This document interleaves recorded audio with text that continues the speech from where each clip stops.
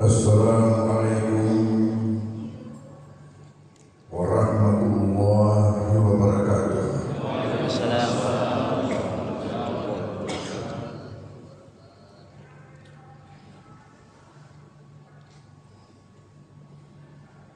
Bismillahirrahmanirrahim. Alhamdulillahi rabbil alamin. Wal 'aqibatul muttaqin. Wala udwana illa 'alal zalimin. Wassalatu wassalamu ala khatamin nabiyyin wa imamil mursalin sayyidina maulana Muhammadin an-nabiyil mab'uus rahmatan lil alamin wa ala alihi wa sahbihi wa atba'ihi ajma'in.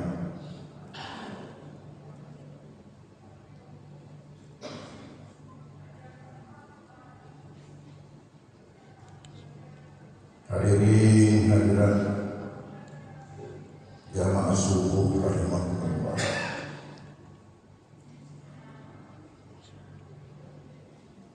Kita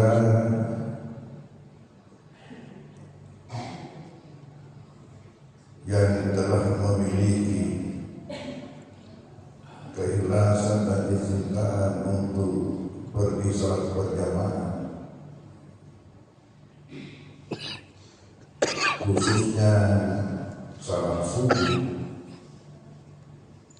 bersyukurlah kita kepada Allah Subhanahu wa taala bahwa ini adalah suatu inayah, hidayah dan taufik yang sangat tinggi nilainya.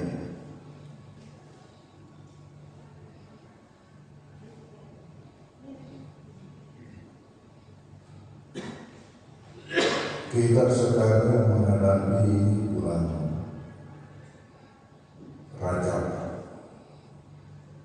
Bulan depan kita memasuki bulan Rajab, bulan di mana Rasulullah diperjalankan dengan Isra dan Mi'raj, di mana beliau menerima perintah salat lima waktu.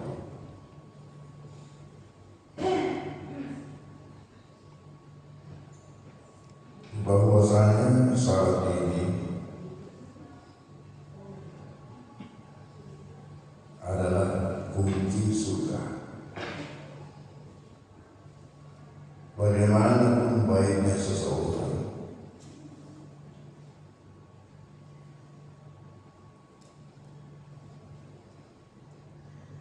apabila ia tidak salat, jangan harap akan masuk surga. Apapun yang dia lakukan, kalau ia tidak salah, yakin tidak akan masuk surga. Saya berikan gambaran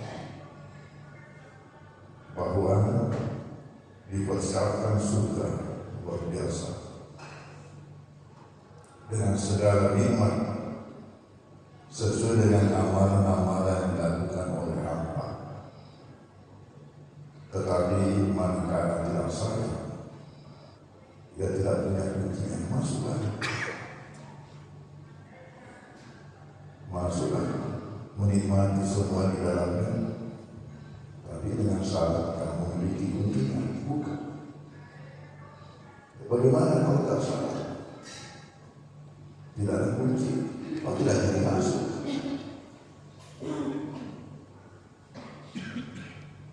Makanya itu ada seorang ulama besar di Sulawesi Selatan, sekarang sudah almarhum, pernah menjabat sebagai Ketua Majelis Ulama Provinsi Sulawesi Selatan yang cukup lama. Di antara pesanannya kepada masyarakat mengatakan, salatlah, salatlah, salatlah. Walaupun kamu pencuri, salatku. Walaupun kamu pemabuk, salatku. Walaupun kamu preman, salatku. Kamu salatlah.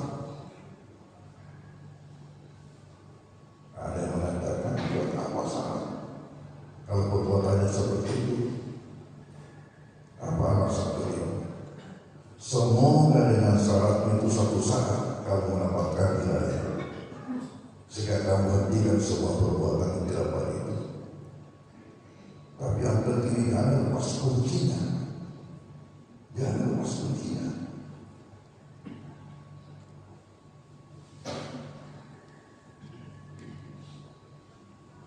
Dan secara umum yang terancam syaratnya itu perempuan, karena ada masalahnya di mana yang tidak boleh syarat. Nah di sini akan dilihat bagaimana komitmen seseorang itu, dan untuk itu di sini dilihat bagaimana pengaruh pendidikan, apakah dari orang tuanya atau dari sekolahnya.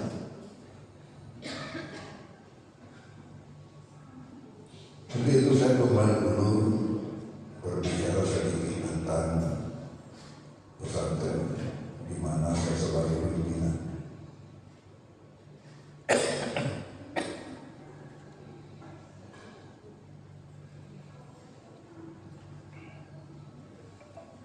Saya di pesantren Mangkoso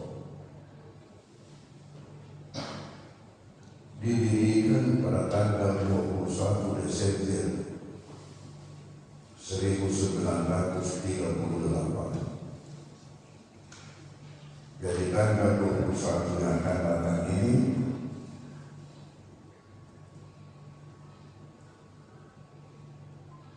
dan kebetulan jatuh pada hari Sabtu adalah ulang tahun yang ke-68. Yang jatuh 86. Habis yang bicara ini baru 18 tahun.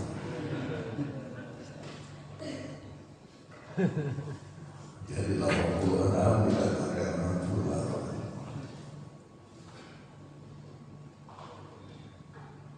Saya tidak tahu apakah di antara kita di sini ada yang sudah sampai begitu. Mana yang tertua di sini? Mirip wajahnya. Ya, Rafi 30 dan 60. Ya, 70 volt. 70. Ya. Jadi belum sampai 80-an. Saya baru 81 bulan.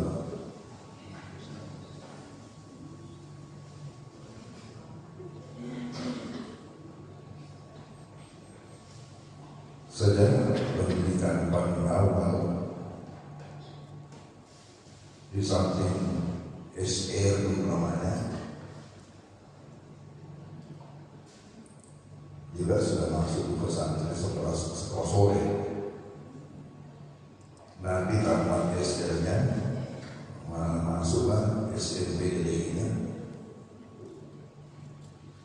Kemudian lalu ibtidaiyahnya ada, sanadiyahnya ada, aliyahnya ada, perguruan tingginya ada, cuma khusus semua. Kemudian tahun 71 berangkat ke Riau. Dan nanti kita kembali di rumah pada tahun 85. Sejak itulah diangkat menjadi pimpinan pesantren di Mangkoso sampai sekarang, dari tahun 85 sampai sekarang. Sudah berapa tahun itu?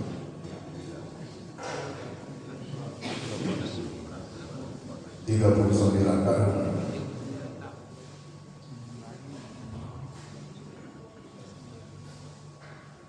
Dan pada umumnya yang ada di Tarakan ini adalah cetakan saya. Pada umumnya nanti mereka berada masuk di pesantren Mangkoso setelah saya kembali dari Riau. Itulah saya sampaikan tadi malam dalam acara Ramadan alumni dengan orang tua binaan Makan Ali, bahwa kalau Al-Mukarram berturun kembali dari Garut keliling, tapi saya kembali berpatok di Mangrosok membina, dan alhamdulillah justru itu hasilnya yang tersebar di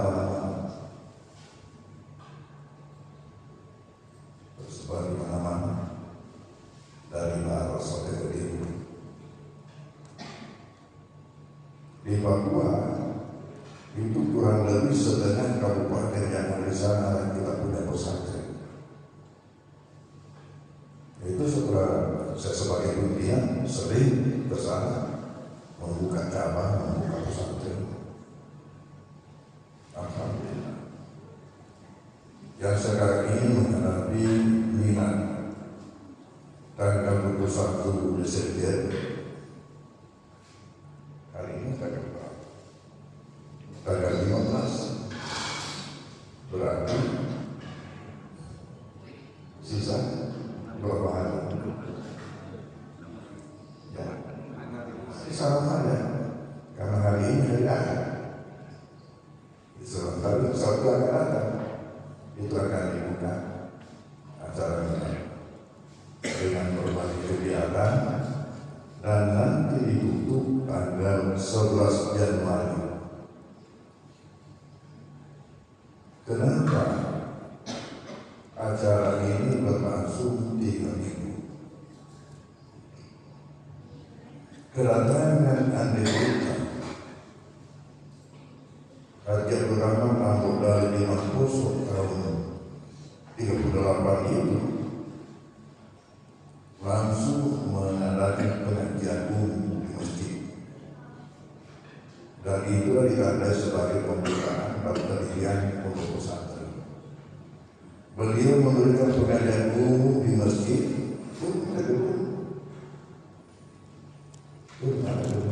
sekolah umum.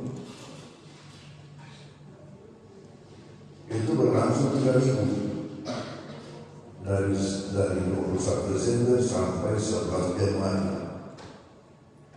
Dan selama pengajian itu juga menyeleksi santri-santri yang ada, karena semua tidak sama. Ada yang sudah ada dasarnya, ada yang belum punya dasar. Dan nanti tanggal 11 Januari beliau sudah klasifikasi, sudah dibuatkan kelas. Kamu duduk di Belajar, kamu duduk di Kardirian, kamu duduk di Salatian. Jadi 11 Januari akhirnya madrasah, 21 Desember akhirnya pesantren, 11 Januari akhirnya madrasah, sudah dipisah-pisah. Itulah yang menyebabkan kita melaksanakan acara peringatan Maulid Milad ini dengan 3 minggu. Nanti ditutup 11 Januari. Alhamdulillah. Dan pesantren kita sekarang ini dengan Mangrosok punya 3 kampus. Punya 3 kampus dengan luas area semuanya itu lebih 50 hektar. Dengan 3 kampus itu.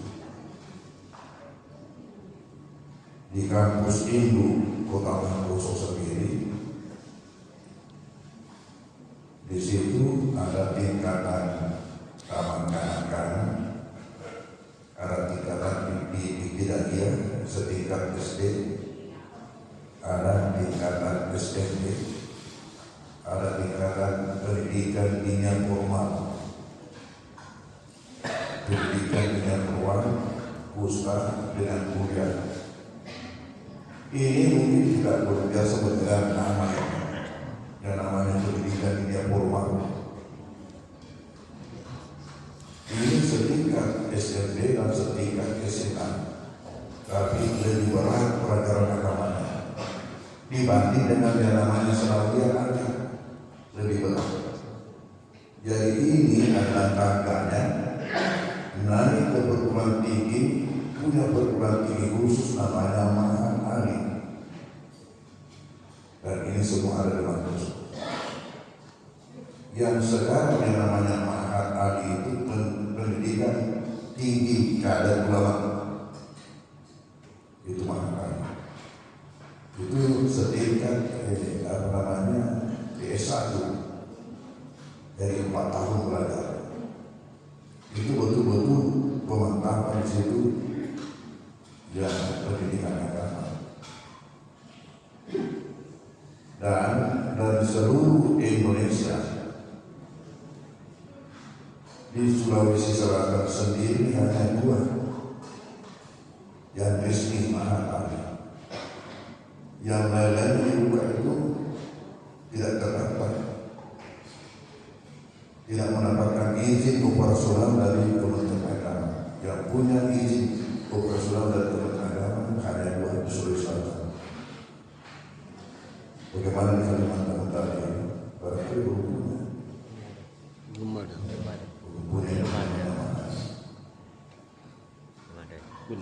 Itu artinya bukan saja memiliki kemampuan untuk membaca kitab kuli atau kitab kudu, tetapi sudah mampu membuat kitab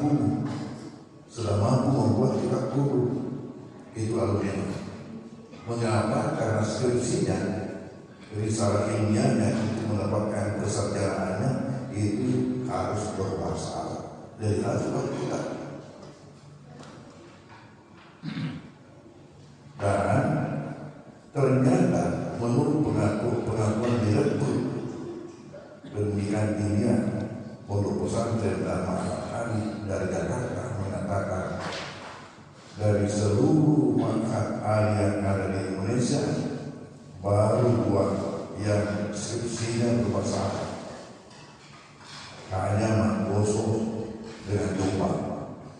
Jadi 1 di Sulawesi, 1 di Jawa.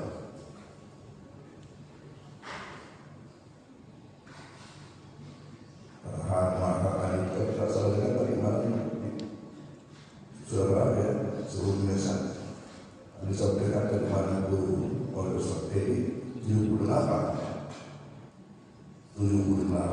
Mahat Ali seluruh Indonesia, yang semuanya itu risalah ilmiahnya untuk mendapatkan kesarjanaannya masih berbahasa Indonesia kecuali 2 Mangkoso dengan Jombang.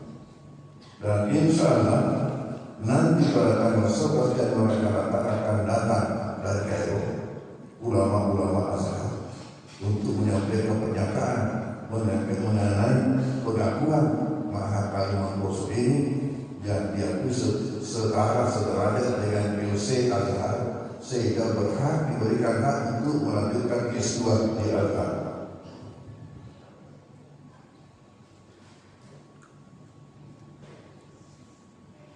Itu akan datang. Menurut informasi yang kita terima, beliau-beliau itu sudah akan datang tanggal 6. Akan datang dengan 6 pesantren untuk mengikuti terus bagaimana sebenarnya pembinaan dilaksanakan di pondok pesantren ini sampai acara 11 tanggal 12 baru pulang.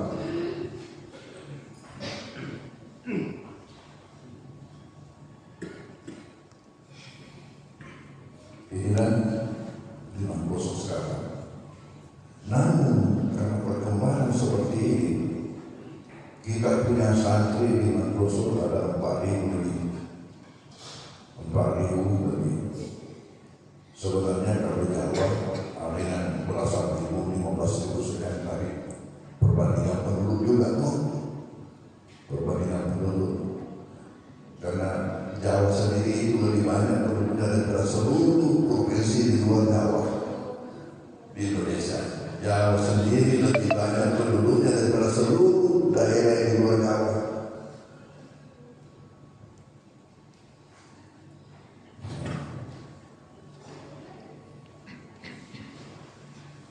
Kita punya santri di Mangkoso 4.000 lebih.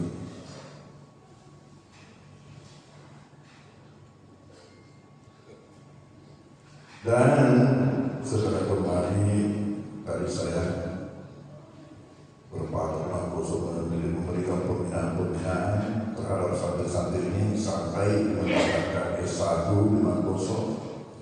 Karena sebelum lagi mana kali memang sudah ada perguruan tinggi namanya sekolah tinggi SDAI sekolah tinggi agama Islam jurusan Syariah dan jurusan Tarbiyah. Sekarang ini menjadi institut karena sudah ada 4 jurusan di sini, 4 jurusan.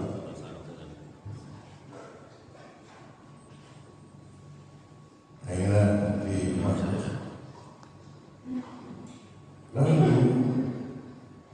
tadi saya katakan berbahagialah kita yang sudah sering selalu melakukan sholat berjamaah, apalagi sholatnya masuk. Kenapa? Karena salat jamaah subuh memiliki nilai lebih dibanding dengan salat yang lain dalam sehari semalam. Kalau salat yang lain, yang 4 yang lain ini, itu semuanya hanya berdasarkan hadis Nabi mengatakan salat berjamaah itu lebih afdal daripada salat sendirian dengan 27 tingkat, 27 derajat. Kasarnya begini, sekarang kita salat berjamaah itu lebih tinggi 27 kali kita salat sendirian masih lebih tinggi nilainya kalau kita salat berjamaah.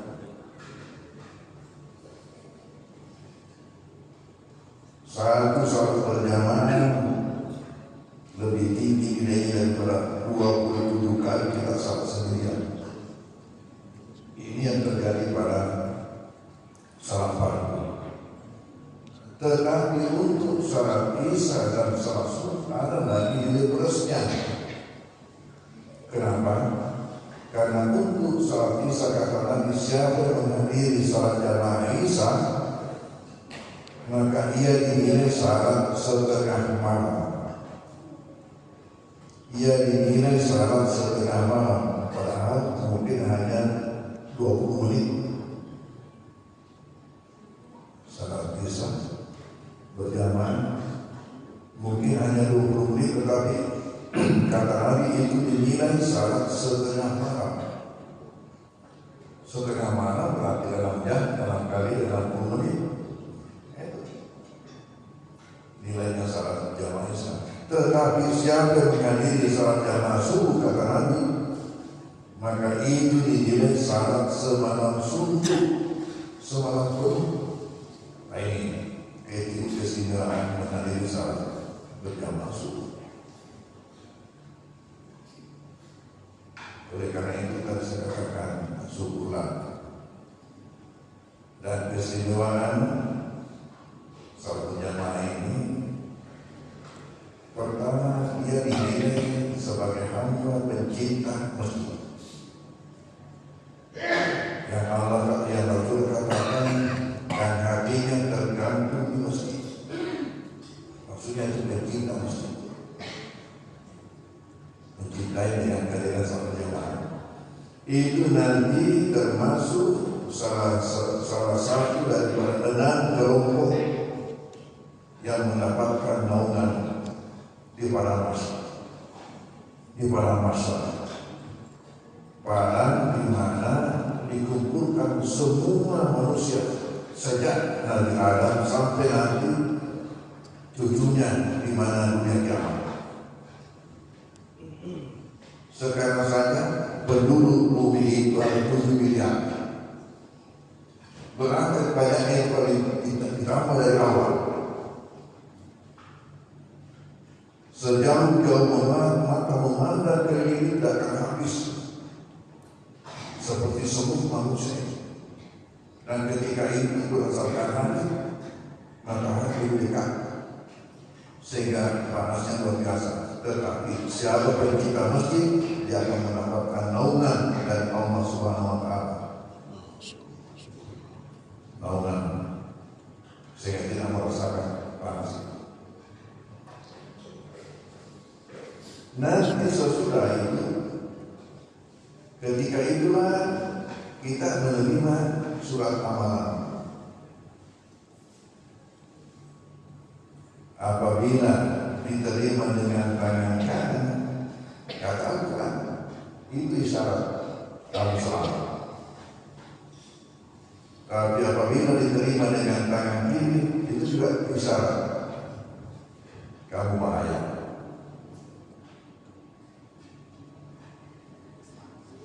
Lalu sesudah itu diterima surat amalan, sudah ada gambaran. Diadakan lagi suatu kasus. Kasus apa? Kasus namanya kisas. Kisas dalam akidah, bukan kisas dalam fikih. Kisas dalam fikih ialah hukuman badan. Hukuman badan yang sama dengan kejahatan yang dilakukan. Kalau membunuh, dibunuh. Kalau melukai, dilukai. Itu kisah dalam fikih. Kisah dalam akidah ialah penyelesaian sengketa, penyelesaian persoalan antara hamba dengan hamba ketika hidup di dunia.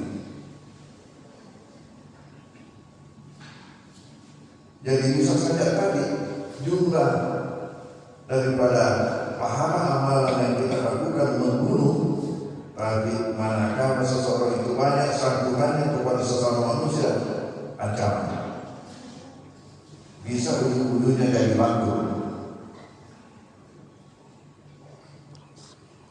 Maka Allah mengatakan apa? Man amila salihan fa li nafsihi wa man asara fa 'alaiha wa ma rabbuka bidzallamin 'abid. Siapa yang berbuat baik, maka kebaikan itu adalah buat dirinya, dan siapa berbuat jahat, maka kejahatan itu akan kembali kepada dirinya, dan Tuhan sama sekali tidaklah berbuat zalim terhadap apa-apanya. Man amila salihan fa li nafsihi wa man asara fa 'alaiha wa ma rabbuka bidzallamin 'abid. Makanya kita sebagai orang muslim hati-hati. Dan Allah menyatakan muslim itu ialah orang yang membuat selamat sesama manusia dari dirinya, selamat daripada kejahatan baik lidahnya maupun tangannya.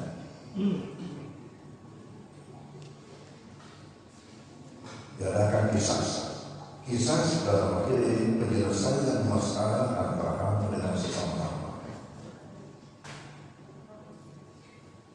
Oleh karena itu, kalau saya seseorang banyak perbuatan darinya ketika hidup di dunia, maka terancam ini tadi. Pahala amalan yang membunuh terancam. Karena itu akan dijadikan pembahasan. Dalam hadis riwayat Imam Muslim dikatakan, dihadapkan orang itu. Rumah, siapa yang pernah dilakoni orang ini ketika hidup di dunia, silakan maju, sampaikan. Ini contoh Nabi berikan, majulah kata Nabi SAW.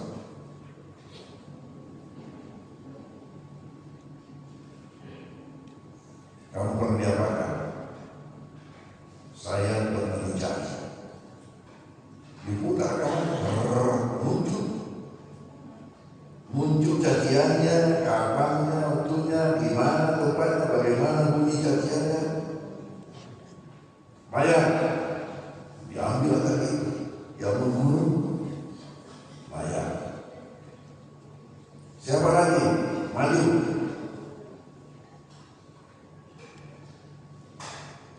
Maju, bagian lain. Kada satama hadza wa kataba hadza wa akala mana hadza wa daraba hadza. Kata Nabi, maju lagi seseorang. Kamu pernah diapakan? Saya pernah dituduh berselingkuh.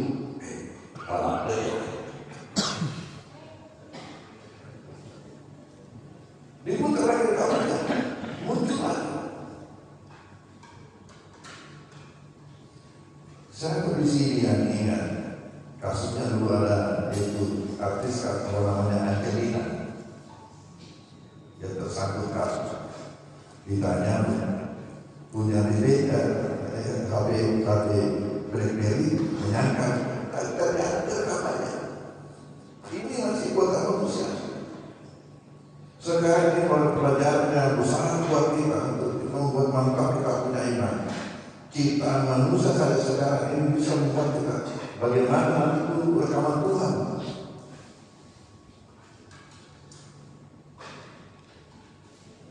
Coba macam ini, mulai saja dengan radio kasih dulu itu yang pakai kita.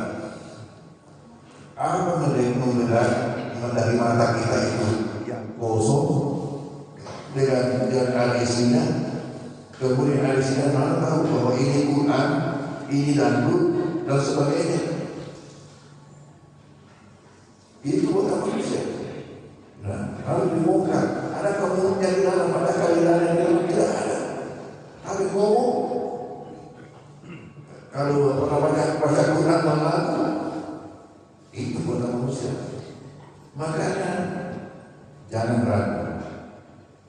Kalau Al-Quran mengatakan nanti orang jahat itu menjadi saksi tangannya yang pernah saya lakukan saya, nanti ditutup mulutnya, bicara yang tubuhnya menjadi saksi. Banyak sudah itu. Siapa lagi? Lagi mana? Wa akala mahal pernah mengambil barang korban dari yang paling kecil sampai yang paling besar, tidak ada lepas. Wa akala mahal yang pernah ambil HP orang, yang pernah curi. Bagaimana lagi kalau keempat orang diambil, kalau sawah orang diambil.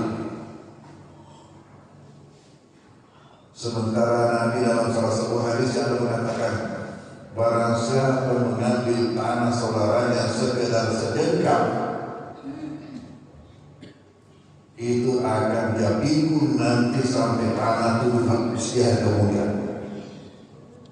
Barang siapa mengambil tanah saudaranya sejengkal secara zalim, secara aniaya, tidak benar, maka dia akan disuruh pikul nanti sampai tujuh habis ke bawah. Jadi tidak ada baiknya kalau kita melakukan perbuatan yang tidak benar kepada siapapun juga, tidak ada baiknya. Nah, yang paling bagus itu ini, kalau mana kita punya prinsip bahwa kalau saya berkah yang bukan hak saya itu tidak akan membawa berkah, itu saja sudah cukup. Tidak akan membawa berkah kepada saya dan keluarga saya kalau memang bukan hak saya ambil, saya pegang.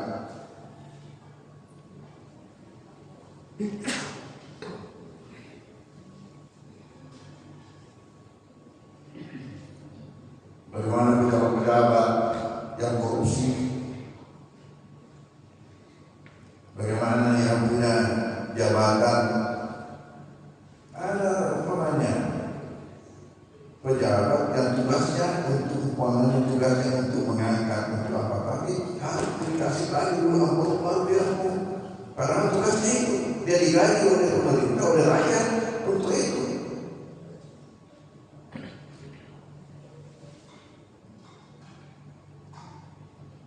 Nabi mengatakan apa?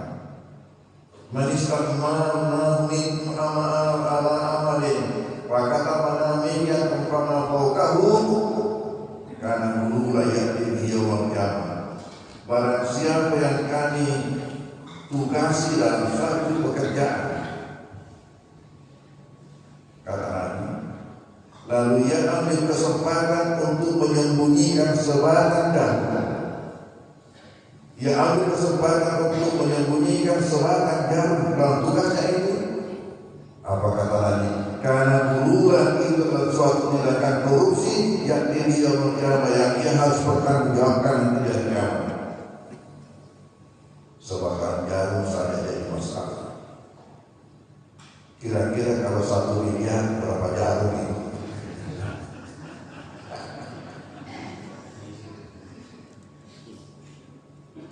Makanya kalau ada orang yang mendalimi kita, tidak usah risau. Kembali saja, engkau itu uang, coba ada Tuhan.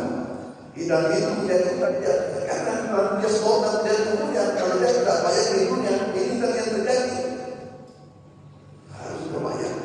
Maka yang dibongkar itu tadi, yang membunuh itu dibongkar satu-satu. Kalau memang banyak perbuatan tidak benar kepada siapapun juga.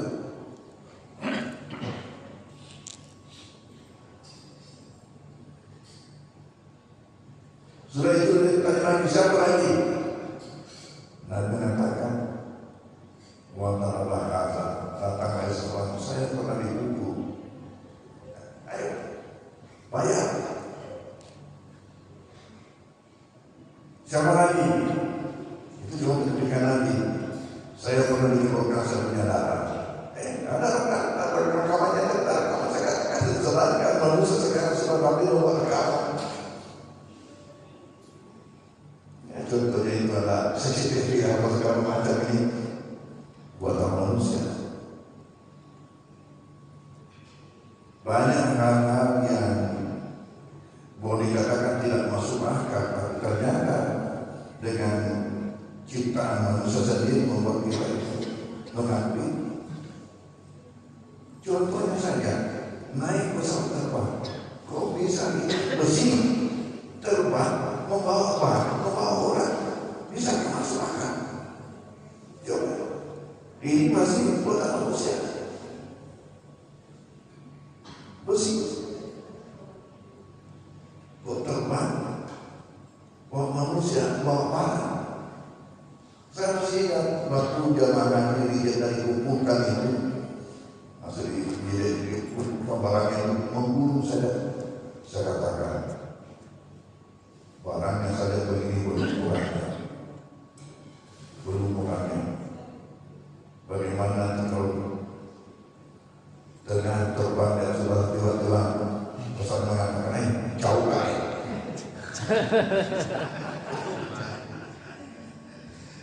Apa yang terjadi? Nah sebenarnya kita manusia ini kan ciptaan Tuhan. Ciptaan Tuhan sampai sudah bisa berbuat seperti ini. Kira-kira bagaimana dengan Allah? Hanya jangan khawatir. Ada seseorang berbuat zalim, aku enggak. Kamu buat kami bersaksi saya itu. Saya baru-baru saja tiba dari Depok. Tahun 85 kan ini belum inflasi belum apa. Harga dolar masih rendah. Ada yang pinjam uang sama saya 500.000. Lalu sesudah itu dicicil sedikit. Alhamdulillah tidak lunas sampai sekarang.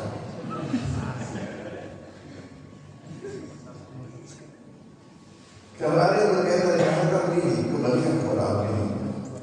Dan kamu kemana? Maka pasti akan kembali. Itu menjadi tabungan saja buat kita. Minta kepada Allah, ya Allah, kamu maha atau hambamu, kamu lah pemberi rezeki kepada hambamu. Bukakanlah saya pintu rezeki yang sangat luas dan tidak ada batasnya. Berapa itu? Sementara itu tidak hilang. Kenapa nanti ujung-ujungnya kalian terjadi. Kita boleh saja berbuat semau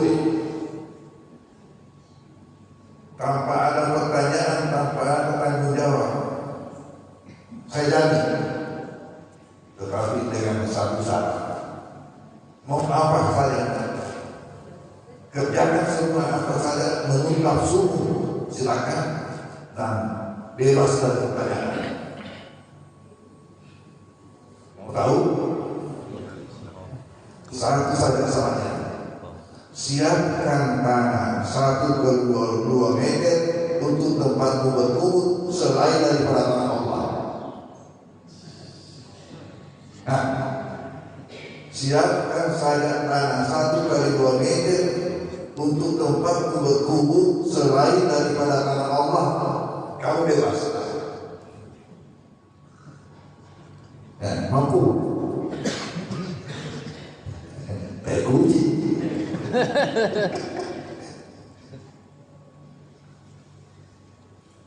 Hadirin hadirat. Jadi kalau ada melakukan apapun kita, ya jalan yang terbaik kalau kalian bisa menyadarkan supaya dia sadar sama-sama masih hidup. Ya, daripada dibawa keluarga. Ada orang mengatakan ada 2 hal jangan sekali-kali dilakukan orang miskin. Jangan masuk rumah sakit dan jangan masuk pengadilan. Ada orang mengatakan seperti itu. Hadirin hadirat, ya inilah yang saya sempat sampaikan dalam kesempatan ini karena waktu juga lah. Itu sedang berisyarat.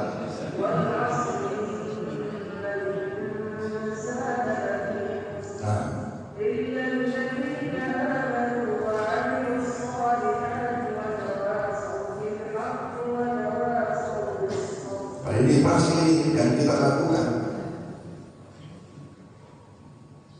Innal insana wal asri masa. Kenapa Tuhan bersumpah dengan mengatakan demi masa? Karena orang yang tidak cerdas memanage waktu itu yang rugi. Salah pakai waktu itu rugi. Maka saya katakan manusia itu pasti rugi. Tidak kecuali siapa?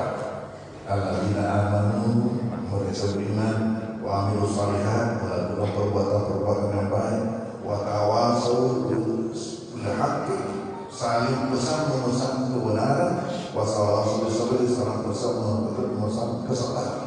Nah, ini yang kita lakukan ini sebuah masa pas. Oleh karena itu kita akhirnya pertemuan kita ini, ya, saya akan bacakan. Kemudian kita akan lanjutkan dengan salat isya. Sudah pernahkah? Sudah biasakah? Biasa. Oh, belum dapat dari jamaahnya. Tadi malam saya terangkan di masjid apa? Al-Kausar. Inna atena Al-Kausar, kami berikan kepada kamu masjid Al-Kausar. Saya sampaikan alasannya, hadisnya, mengapa sehingga salat duha dilakukan pada waktu awal terbit matahari diberi nama salat isyraq. Kemudian mengapa dilakukan salat berjamaah? Karena ada bukti yang menunjukkan bahwa Nabi pernah melakukannya hal itu. Jadi kalau orang belum menemukan hadisnya itu pasti tidak akan melakukan secara berjamaah. Tetapi alhamdulillah karena kami ada melakukan baik dari riwayat Imam Muslim maupun dari riwayat Imam Bukhari bahwa Nabi pernah melakukan salat duha secara berjamaah. Oleh karena itu maka kami di pesantren mengkhusus tiap hari dilakukan secara berjamaah di tiga kampus ini, karena di kampus 1 masih besar, ya, di situ pengajian tingkat mahasiswa. Kemudian ada musyawarah di kampus 1 untuk pengajian tingkatkan di bawah. Di kampus 2 itu sekarang 3 masjidnya, kampus 2, dan di kampus 3 ada 2 masjidnya, kampus 3. Ya, selalu dilakukan terbaik karena alhamdulillah kami ketemukan. Saya tidak sempat lagi untuk karena mau kembali istirahat siap-siap lagi untuk acara sebentar nanti ini. Dan jelas kalau siapa yang percaya kepada yang saya katakan, mari kita lakukan secara berjamaah. Karena hanya tidak punya waktu dari malam, kalau ada kegiatan pasti bisa didengar nanti dari rekamannya itu. Ya dari malam. Mengapa sampai kita lakukan secara berjamaah tadi? Ada alasan. Demikian dengan niat. Kalau kita mau, saya berniat salat duha Yang saya berniat salat Jumat makmum 2 rakaat makmum di antara. Itu saya perlu hati. Kalau itu sudah terjadi hati sudah oke. Niat itu sudah sah menurut kesepakatan ulama. Saya berniat salat sunnah duha 2 rakaat makmum karena Allah. Boleh juga dengan mengatakan saya berniat salat sunnah isyarat karena ini diberi nama sesuai dengan waktunya. Salat duha dilakukan pada waktu bulan matahari terbit dan waktu itu disebut syuruk. Gara-gara kata syuruk maka diberi nama isyarat. Ya, salat duha itu. Saya kira demikian. Wabillahi taufiq wal hidayah. Wassalamualaikum warahmatullahi wabarakatuh. Waalaikumsalam.